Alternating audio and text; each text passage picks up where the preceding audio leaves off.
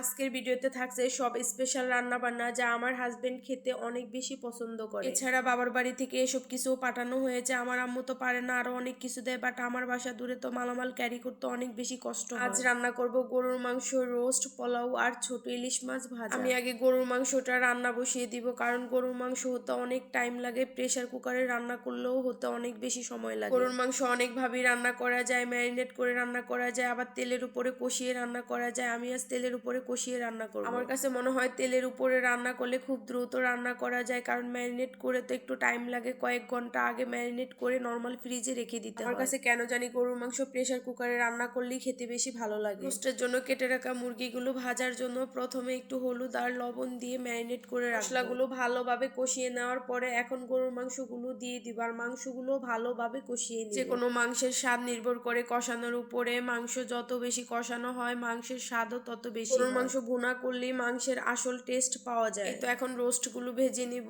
আর মুরগির রোস্ট সব সময় করলে আমি তেমন একটা বেশি ভাজি না, একটু হালকা রোস্ট। বেশি ভাজলে আমার কাছে খেতে একদমই ভালো লাগে না, আর একটু কম ভাজলে মাংসটা একটু নরম থাকে, খেতে ভালো লাগে। আমার কাছে ঝাল রোস্টের থেকে মিষ্টি রোস্ট খেতে বেশি ভালো লাগে। ঝাল রোস্ট খেলে মনে হয় মুরগির মাংস রান্না খাচ্ছি। মিষ্টি রোস্ট করলেও আমি মিষ্টির পরিমাণ খুবই অল্প পরিমাণে। গরুর মাংস আমি অল্প অল্প পানি দিয়ে অনেকবার কষিয়ে নিয়েছি। এখন পরিমাণ মতো পানি দিয়ে প্রেসার কুকারের ঢাকনাটা দিয়ে দিই। গরুর মাংস প্রেসার কুকারে রান্না না করলে অনেক বেশি টাইম লেগে যায়, তো আমি এক পাশে গরুর মাংস বসিয়ে দিয়েছি আর অন্য পাশে রোস্ট রান্না করে নিব। মাংসগুলো সিদ্ধ হয়ে গিয়েছে, এখন একটা কড়াইতে ঢেলে নিব। আমার এত পরিমাণে ঠান্ডা লেগেছে এখন পর্যন্ত গলার বয়স ঠিক হয়। এবার শীত আসার পর থেকে ঠান্ডা আমার পিছুই ছাড়ছে না, সারাদিনই আমার ঠান্ডা লেগেই থাকে। যত ওষুধ খাই, গরম পানি খাই, যাই করি না কেন, ঠান্ডা আমার ভালোই হচ্ছে না, জানি না কি করব। এই তো গরুর মাংস আর রোস্ট রান্না হয়ে গিয়েছে। এখন চুলার এক পাশে মাছ ভেজে নিব আর অন্য পাশে পোলাও করে নিব। পোলাওতে তেলের পরিমাণ আমি খুবই কম দিয়েছি, কারণ সবারই অনেক পরিমাণ অ্যাসিডিটির প্রবলেম করে, আর তেলের পরিমাণ একটু কম দিলে খেলেও কোনো প্রবলেম হয় না। পোলাওগুলা খুবই সুন্দর হয়েছে, একদম জর্জরে। আর পোলাও একটু জর্জরে না হলে খেতে একদমই ভালো লাগে না। সবাই প্লিজ আমার জন্য দোয়া করবেন, আমি যেন তাড়াতাড়ি সুস্থ হয়ে যায় আর গলার বয়সটা যেন ঠিক হয়ে যায়। আমার ভিডিওটি যদি আপনাদের ভালো লেগে থাকে অবশ্যই লাইক, কমেন্ট, শেয়ার করতে ভুলবেন না। আজকে এই পর্যন্তই, দেখা হবে পরবর্তী কোনো ভিডিওতে। Tata and take care.